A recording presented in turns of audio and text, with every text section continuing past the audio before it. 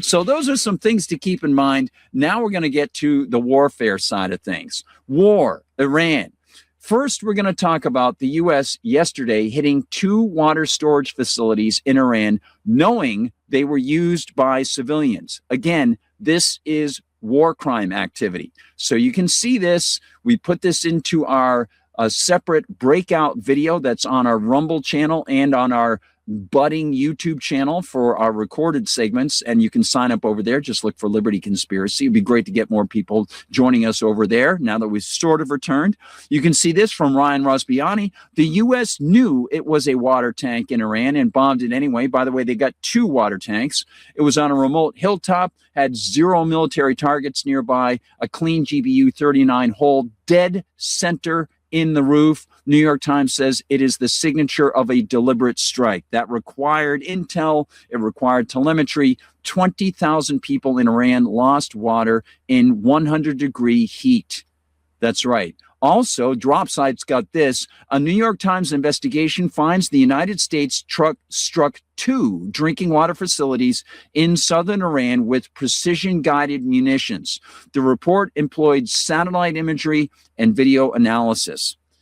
I know it's amazing to think that guys like Pete Hegseth, who would kill innocent people in Yemen a year ago, might possibly, try to make sure a bunch of innocent civilians can't get water when it's 100+ degrees in the desert. Here it is. Christian Chibert says, our visual analysis suggests the United States hit 2 drinking water facilities overnight in southern Iran with precision-guided munitions.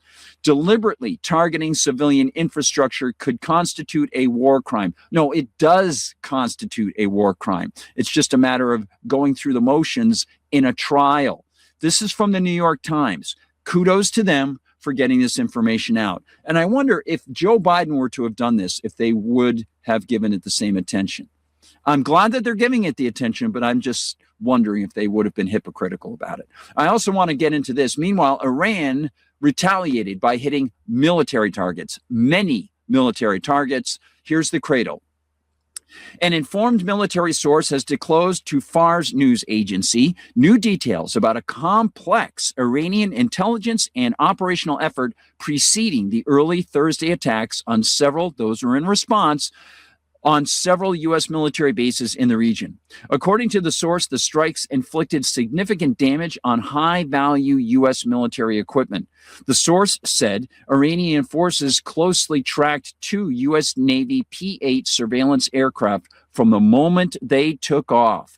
One aircraft reportedly departed from Diego Garcia Air Base in the central Indian Ocean, while the other flew from a U.S. military base in Western Europe toward the southern Persian Gulf. Based on intelligence gathered during the operation, Iran allegedly targeted the aircraft's locations at Sheikh Isa Air Base in Bahrain and Ali Al Salim Air Base in Kuwait using precision-guided weapons.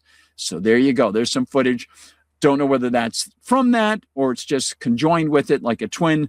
A separate source stated that Iranian intelligence and field surveillance assets also monitored the deployment of at least 3 U.S. F-35 fighter jets inside a hangar of Muwafaq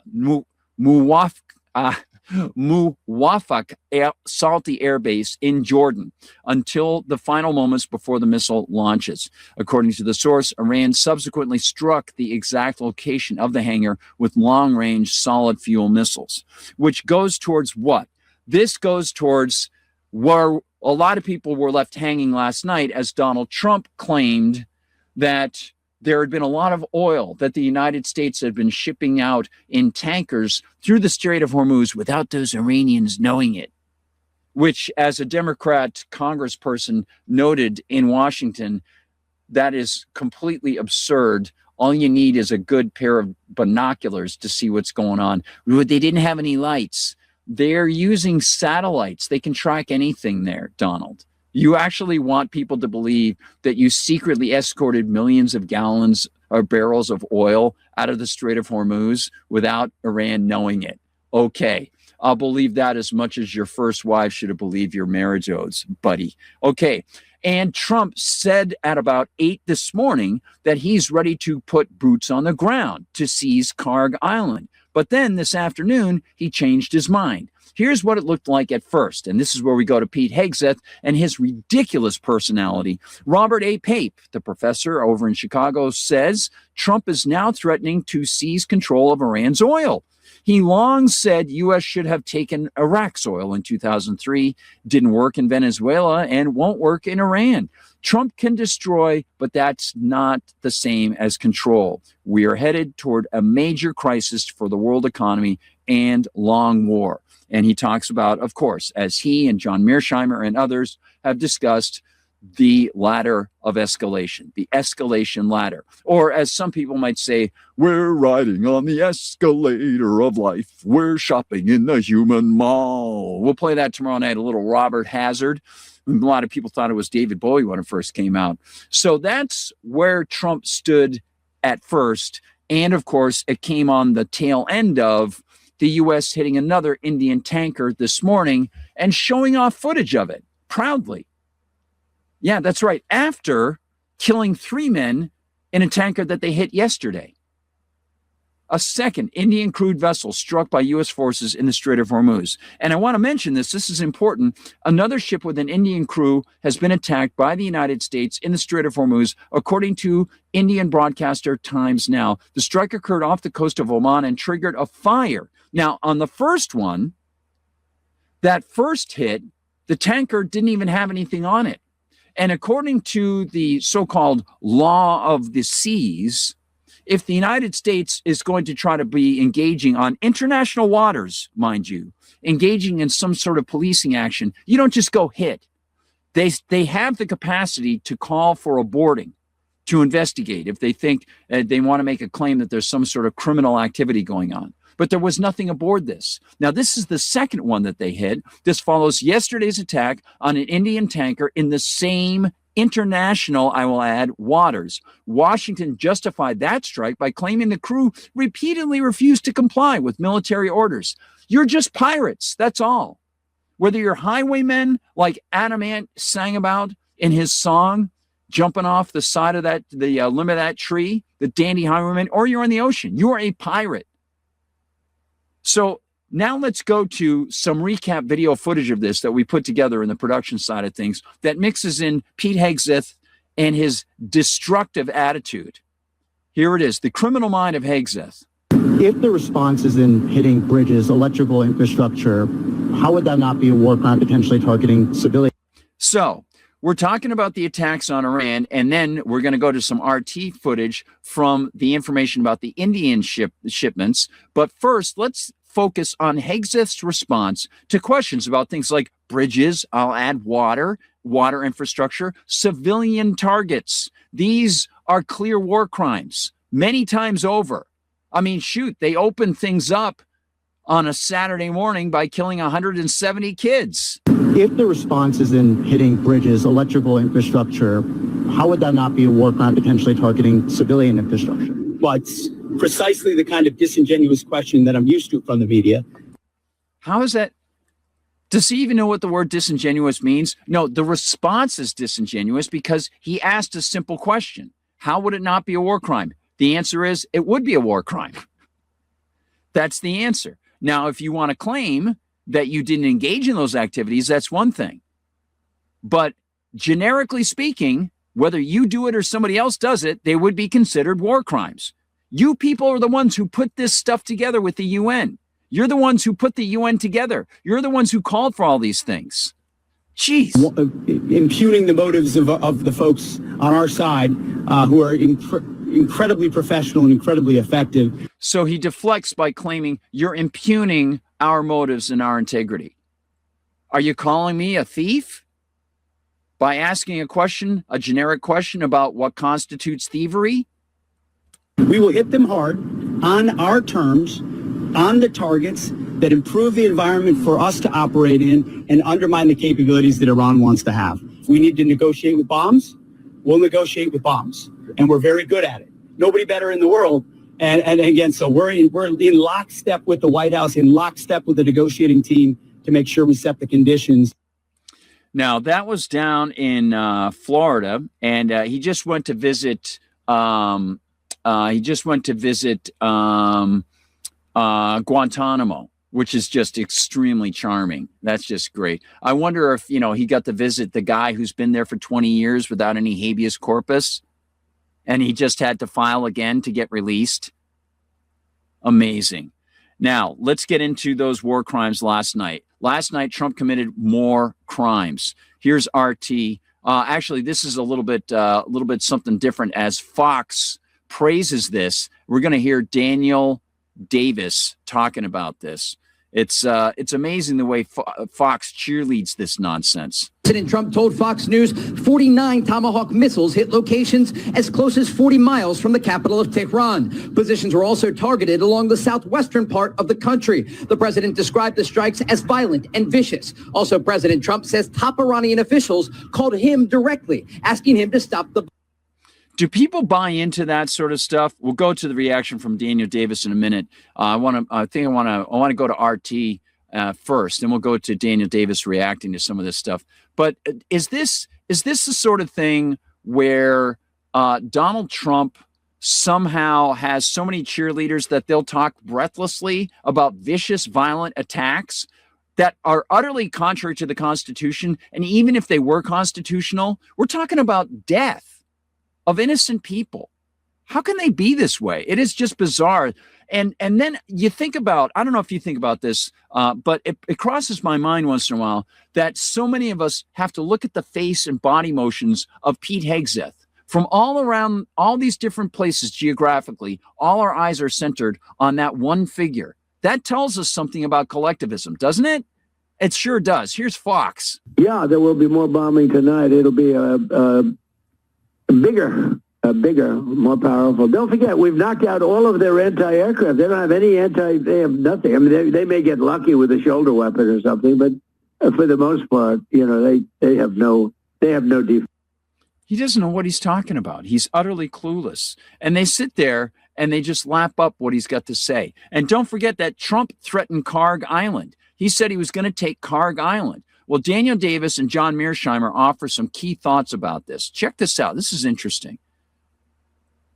Immediately after it. And his comment was, it's no big deal. I'm not really worried about it. That's what he said initially. And then, of course, we know something happened later that now all of a sudden it's a major deal and we're going to strike 20 targets. We all know what that. So that's in response to this helicopter tale, right? And so he unleashes last night. Iran responds. And it looks like they responded pretty powerfully. But the thing that gets me is this flip-flop all over the place. And as Donald Trump calls into Fox News and says, oh, we're going to hit them hard, we're going to do this, we're going to do that, they got nothing. Remember, they've got nothing. Who can believe anything this guy says? And after a while, when you're actually talking about a guy whom no one can believe, who is even interested in what he has to say, right? Maybe you're like me and you think for a couple of seconds, maybe I'll think about something else. Maybe I'll focus on something else. There might be other more important things to discuss and devote time to on a program like this. Well, I just showed you Keith Kellogg talking to Trump last night, and then this morning. This has to do with how Trump seems to pick up some of the statements of the people who advise him. So, for example, he had played a segment, Daniel played a segment of Keith Kellogg talking about, well, maybe you should go for Karg Island. You should go for Karg Island. Donald Trump had not spoken about Karg Island for weeks and weeks and weeks. Now, all of a sudden, as Daniel notices, all of a sudden he's talking about Karg Island. President Trump said this. And they're getting decimated, just decimated, and they're dying to make a deal. They want to make a deal so badly. And they're really in submission. They just don't know it yet. Okay, to be honest with you. They just don't know it yet. And we are talking to them and all. But, look, my preference has always been take Karg Island. Yeah, so I'm just going to take Karg Island. And then back to that Truth Social in there, he also adds, we're going to take their oil infrastructure and assume control of the oil and gas markets. Almost verbatim what Keith Kellogg had said the night before. And Trump had not even mentioned Karg Island or the oil for months. So what do you make of that? Because that concerns me. Yeah, it is utterly bizarre. And I think they make some pretty good points in the video. If you get a chance to check it out, it's just incredible. And I want to mention that we're going to be seeing some footage from RT, which is one of the few networks that actually is covering this well, because they've got reporters in India. Here is, again, multiple murders, picking up from that segment we showed you earlier, repeating Pete Hegseth and his bloodthirstiness right after the United States just killed 3 innocent shippers. On the target. Definitely the United States knows how to impose its terms by force on Taiwan. If the response is in hitting bridges, electrical infrastructure, how would that not be a war crime potentially targeting civilian infrastructure? Well, it's precisely the kind of disingenuous question that I'm used to from the media, impugning the motives of the folks on our side who are incredibly professional and incredibly effective. We will hit them hard on our terms, on the targets that improve the environment for us to operate in and undermine the capabilities that Iran wants to have. If we need to negotiate with bombs, we'll negotiate with bombs. And we're very good at it. Nobody better in the world. And again, so we're in lockstep with the White House, in lockstep with the negotiating team to make sure we set the conditions.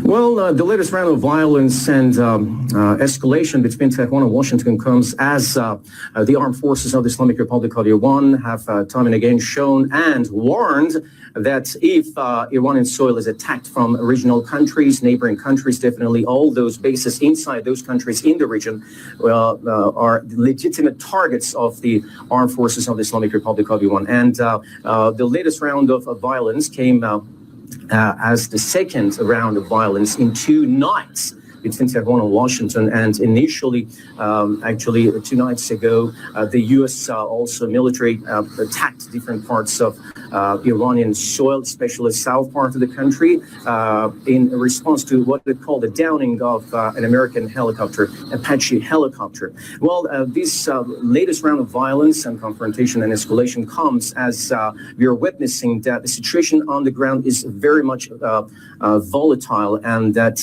with the peace deal between the two sides remains elusive.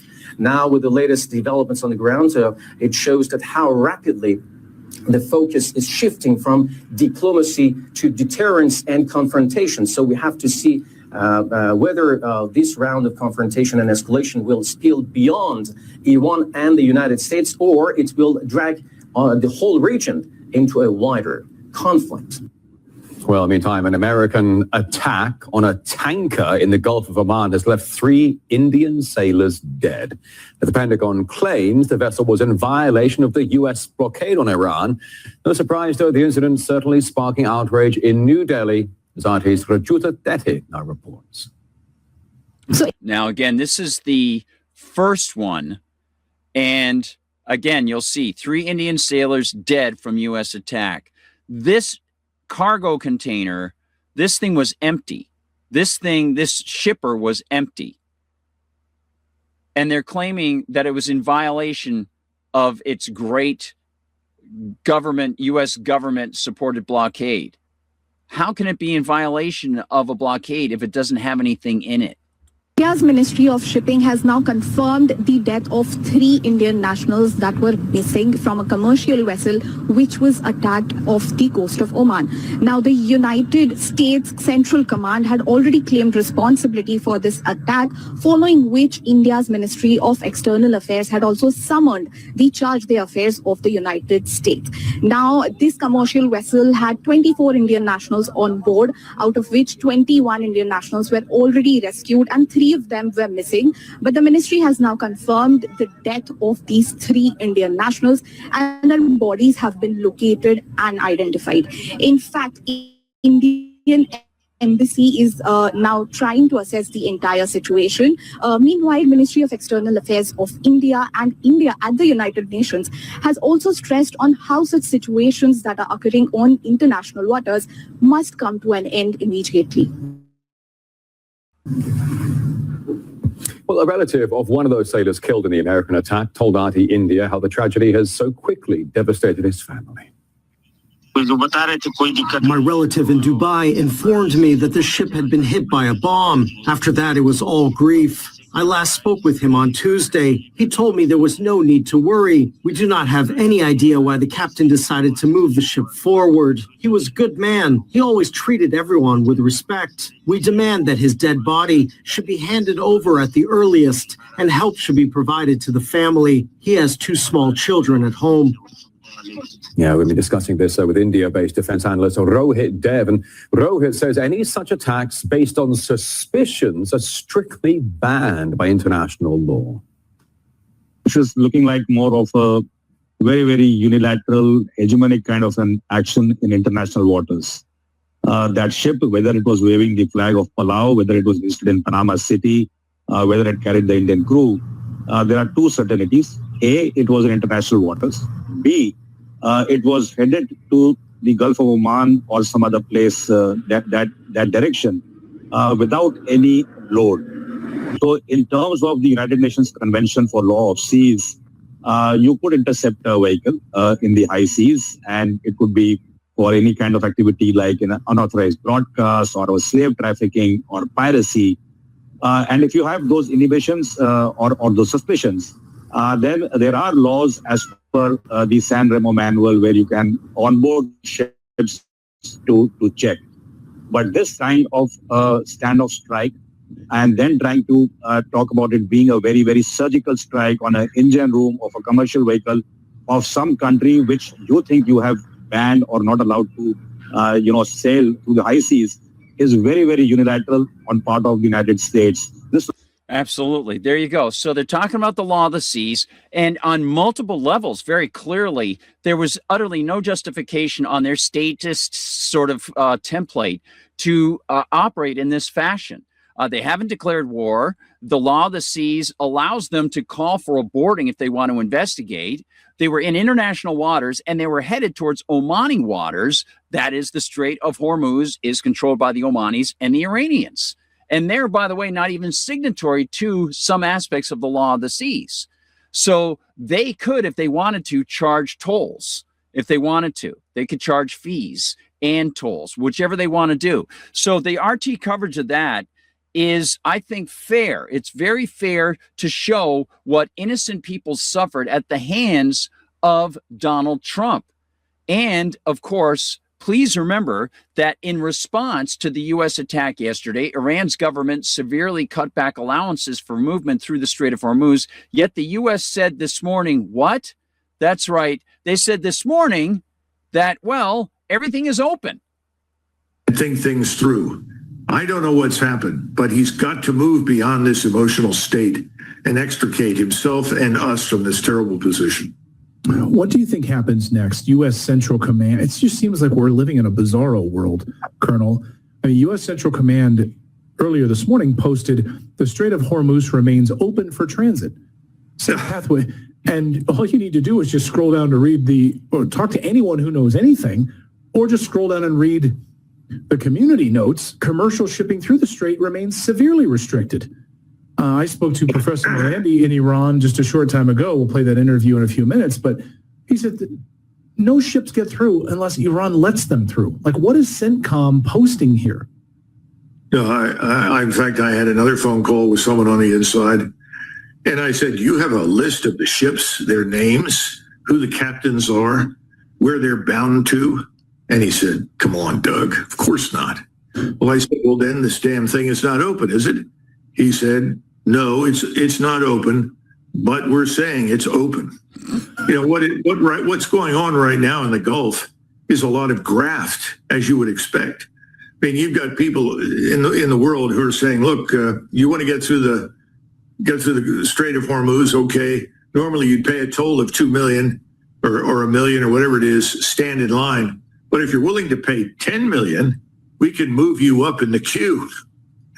So there are people down in the Gulf right now who are making plenty of money by cutting these kinds of deals. So are there ships carrying oil out of the Gulf? Yes, but they're carrying it out because the Iranians have let them do so. Whether that was done in accordance with the stated regulations or it was done because of bribery, who knows? But at the end of the day, we're not really in control of everything. And that's the point. President Trump has to admit that he's not in control. And he won't do that. He absolutely will not do that. And he thinks that he has the military power to impose his will indefinitely.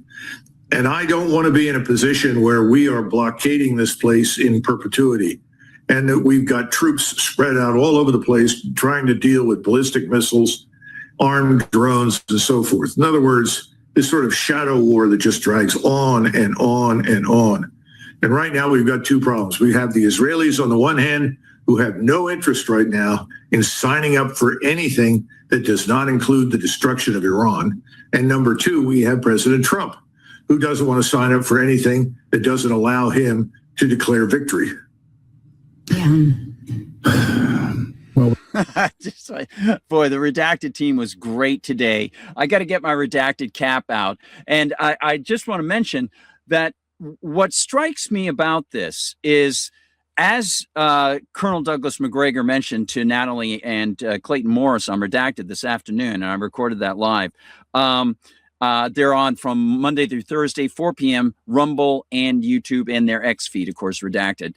But the thing that gets me is Trump cannot get out of this without saying we're not going to overthrow the government of Iran or extending the U.S. military in places like Kharg Island, which they won't be able to keep, and they'll be putting American lives at risk and spending a lot more money that they don't have, a $40 trillion in debt nation, which will then inspire even more bond purchases by the Federal Reserve than they are already doing, which is even worse for the economy. And the thing that gets me is the results of this. People have been talking about, obviously, the economic worldwide effects of this. But if you think about what RT allowed on screen there and showed, and the reporter put together there of the brother-in-law of one of those sailors who was killed, Donald Trump exercising his frustration like some sort of testosterone pumped up muscle bound guy who just can't attract the girl that he wants and is in the midst of this over and over and over again in some high school, thinking constantly something's going to change, something going to change. Every time he tries to flex, somebody's dying. He's killing people in order to try to make it look like he's got power. That is completely perverse and sociopathic. That he doesn't understand he's literally ending lives. It is just a totally different world. I can't grasp how people can say, yeah, those guys innocently left their homes to go to work and earn money for their families or their futures or whatever. And I'm going to snuff them out like that because I have to continue this narrative where I'm flexing my muscles and making the United States look strong. Sacrificing people. It is just disgusting and strange. And everything they say is disingenuous. It's interesting because over at Rumble, I think it was Front Porch Media had a comment that said something to the effect, and I might not be able to find it, but I want to put this up on the screen. Hello, everybody in chat. Hi, you guys. Good to see you there. Harry, good to see you. MOE Studios, good to see you. We'll get to some more of the comments in just a minute. X Sweets X, good to see you. Thank you. Thank you. Trump is amped up on estrogen. Not good for males, says MOE Studios. Or maybe he's amped up on Erdogan. I don't know, because Erdogan seems to be very intensely speaking out right now, and you can never trust anything Erdogan says either. Now he's speaking up again about Israel, but Turkey sells Israel a ton of oil, and he's probably not going to do anything about it. But yeah, up here, see if I can find the comment from Front Porch Media. Yep, there it is. This report is disingenuous, talking about the RT report. Well, I'll leave that hanging, and people can think what they if they want to respond, offer their opinions about it, that sort of thing. But I do think that when it comes to disingenuosity, you might say, I think very seriously, Donald Trump, his disingenuous statements and actions, his very disingenuous position on the U.S. Constitution and what is really at stake, he's killing people. He's a mass murderer. And then he changes his tune later in the afternoon. What do we see? Of course, now Trump claims a deal to open the Strait. Here it is, official from the president, Donald J. Trump, on canceled scheduled strikes on Iran. He says, based on the fact that discussions with the Islamic Republic of Iran have been brought to the highest level of Iranian leadership and approved, I have, as President of the United States of America, canceled the scheduled strikes and bombings against Iran this evening. Discussions and final points have been, in both concept and great detail, approved by all parties involved, including the United States, Israel, Saudi Arabia, UAE, Qatar, Turkey, Pakistan, Bahrain, Kuwait, Jordan, Egypt, and others. I bet people in some of their those diplomatic circles in places like Turkey and Egypt, I bet they had no idea he was going to include them in that. They're like, wait, what? Did somebody just throw some cold water on my face? Because I was trying to sleep. What's going on in the middle of the night here? He says the naval blockade will remain in full force and effect until this transaction is finalized. Time and place of the signing to be announced shortly. And here's the CNBC report. Trump, Iran deal to reopen Strait of Hormuz largely negotiated. And the audio on that is on that below item is very low. You'll see him actually mentioning it. I didn't ramp that up. I just want to give you this. We'll see the X thing back on my news notes. There it is, largely negotiated and be announced soon, they said. A deal could end a conflict that has choked global energy markets and pushed U.S. inflation to its highest level in years. No, that would be U.S. prices, not inflation. Inflation is the money supply being inflated. But what I think is strange is it's as if it's just a weather event. It's a conflict. It just happened. It just happened, right? It's a pageant. And you'll see Shadow of Ezra. I won't play the audio on this, but Shadow of Ezra says the war with Iran is officially over, says President Trump, and a peace deal will be signed in Europe. Yet, hey, Donald, you can get my news notes. You want to scroll down a little bit? Here's what the Iranian government actually says. Iran's Tasnim News calls the deal, the news of the deal, fake until Iran confirms it. And as Ryan Rosbiani says, just as I said, Tasnim confirmed. Trump has announced 38 times, now this is the 38th, in the past 2 months that an agreement is imminent. Within 3 days, he had imagined sending Mike Pence, to Pakistan 4 times. Remember that? Yeah. Now here's a little more. And this, Trump declares Iran peace deal done and calls off strikes as Israel and Tehran give very awkward response. Here's the Daily Mail. So they're on top of this, edited this afternoon. Donald Trump canceled the strikes. The president has said the final points have been approved by all parties involved. Yes, indeed, the naval blockade will remain in force in effect until this transaction is finalized, as we said. And there's a little map about how the Marines would try to storm Karg Island. But, yes, indeed, Iran has countered. That's right. They're saying, first, there's going to be a 10-year freeze. They've discussed dismantling 2 of their 3 major nuclear sites while insisting on keeping 1 open, the New York Times has reported. Now, these are all parts of something that has not been finally agreed to. The Iranians are saying, we haven't agreed to any of this. And they still want their frozen assets back. Trump has said he's not going to do that. And they want a ceasefire over Lebanon. So what is the latest? Let me give this to you from my profile on X. You'll see this one right here. This is the most substantial so far. DropSite's got it. New. Iran says, Donald, do you follow DropSite? No new final decision has been made on U.S. proposal. As far as reports, Washington dropped new demands. Iranian Foreign Ministry spokesman Ismail Baghai said Thursday that Tehran has not reached a final conclusion on the text of a proposed memorandum of understanding with the United States, adding that the relevant institutions are still reviewing every detail and that any decision will be announced officially. So, Donald, you're premature.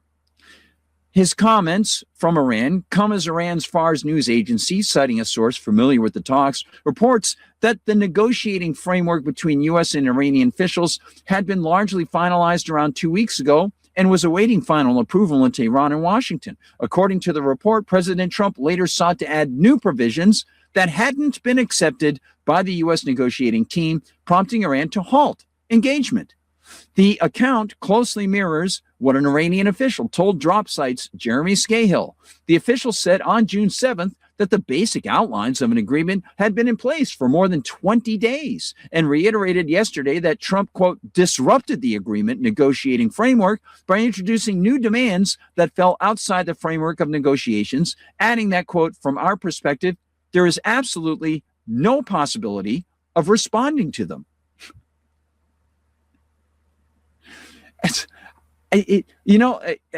As many people are saying, they think Donald Trump is having some cognitive problems, right? Robert Barnes has said that. He's very close to a lot of the people inside the White House.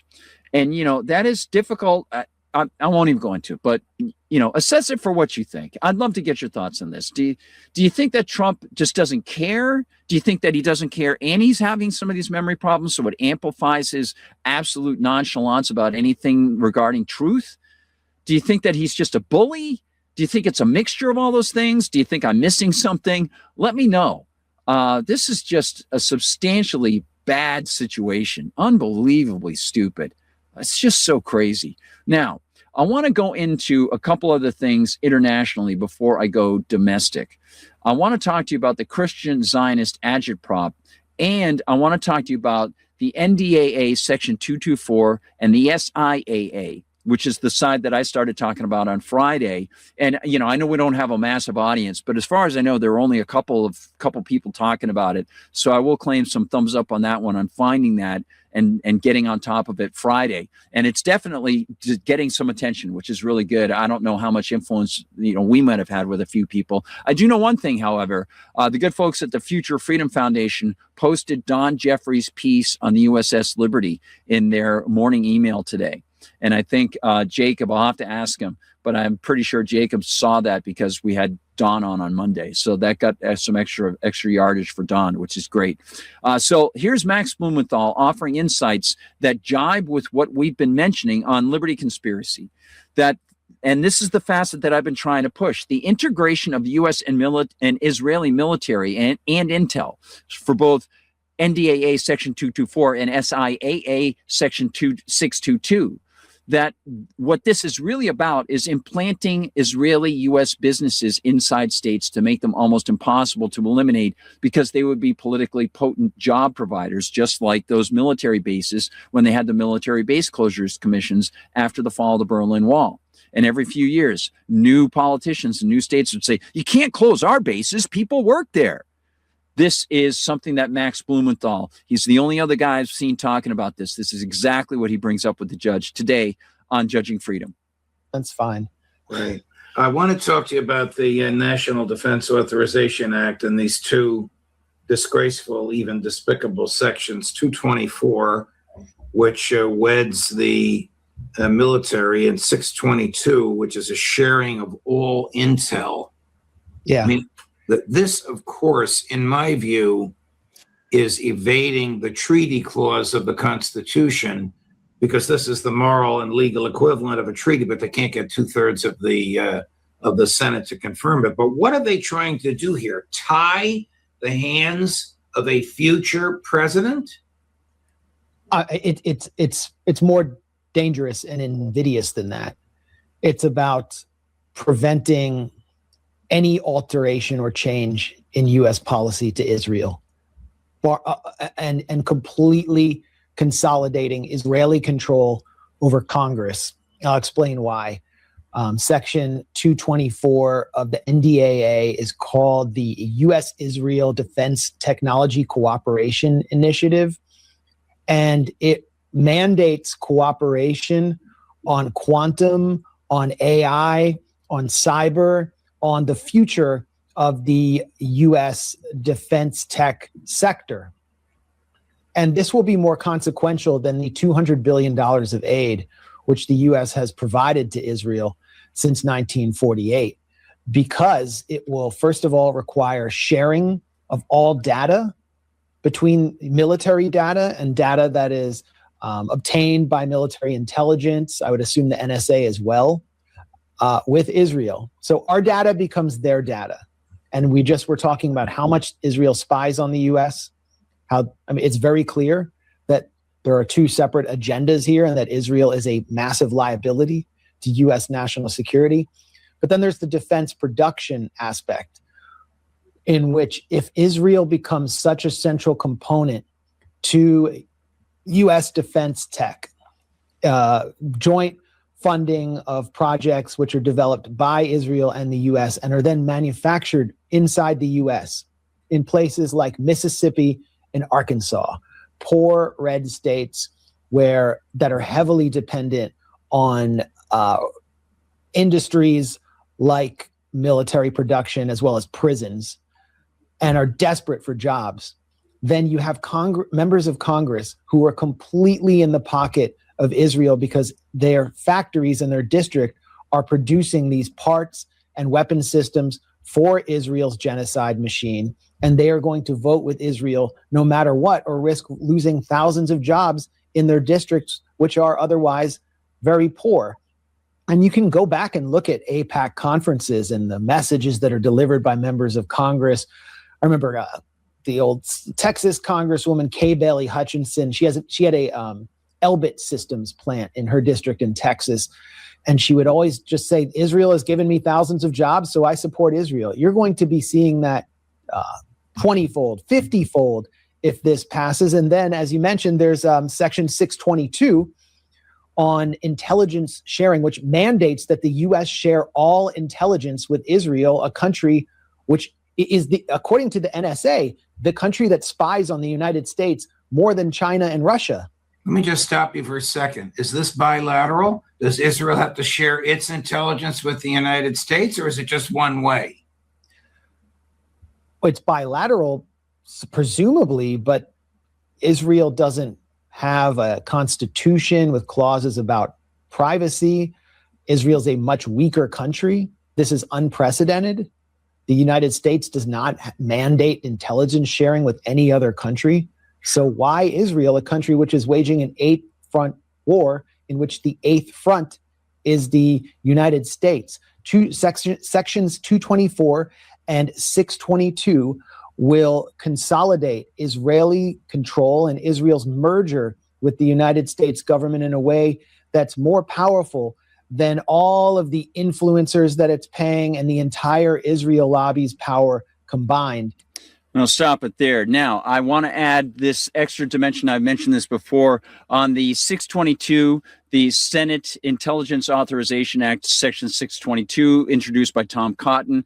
And by the way, Douglas McGregor, when he was on with somebody earlier today, Douglas McGregor said, well, that sounds like something that Tom Cotton would introduce. So who introduced that? Then someone said, yep, it was Tom Cotton. He goes, oh, there you go. He just knew. He just knew. But I want to mention that the ZA aspect of this, and Max Blumenthal is one of the key go-to guys talking about the ZAs in Honduras. This, again, if we take the template of the U.S. military and industrial complex combining with Israel on the NDAA Section 224, going into the states and planting itself and then being virtually impossible to get out, the intelligence side of this thing allows for a lot of these international groups to be conjoined and to allow for even more movement internationally for these spy agencies and purchases and plots and plans with big tech. And so big tech will be incentivized always to look towards helping out, getting contracts with Israel and the United States, look favorably to them. And he mentioned that corporation that builds drones and things like that also has a plant in England. And we mentioned it the other day, and that plant is virtually impossible to get rid of. So a lot of very important stuff to bring up. And I want to give you this about Christian Zionist agitprop. Christian Zionist pastor Robert Stern says the Israeli people are a people who want to live in peace with their neighbors. Yeah, that's it's what he said. Yeah. Of the people of Israel is a heart for peace. This is a people that I have heard countless thousands of times say, All we want is peace with our neighbors. And when you live. So let's just pause it there because these are people who aren't supposed to be living there.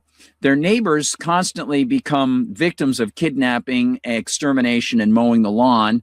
Then they corral their neighbors and keep them from getting good drinking water and food. And of course, last week, they said, actually, it was over the weekend, they said, well, the people in Gaza, they've got enough food. Listen to the lies, when you listen to the propaganda.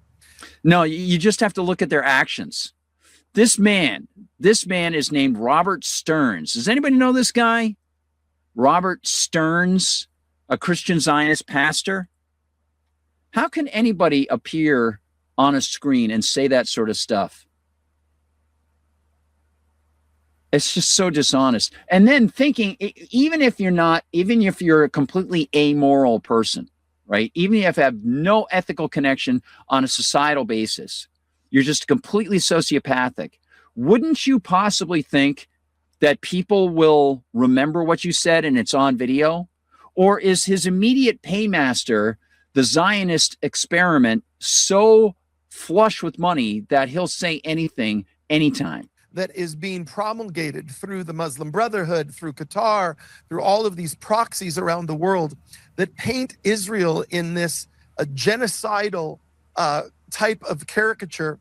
And yet you get on the ground and you hear time after time from person after person, we simply want to live in peace.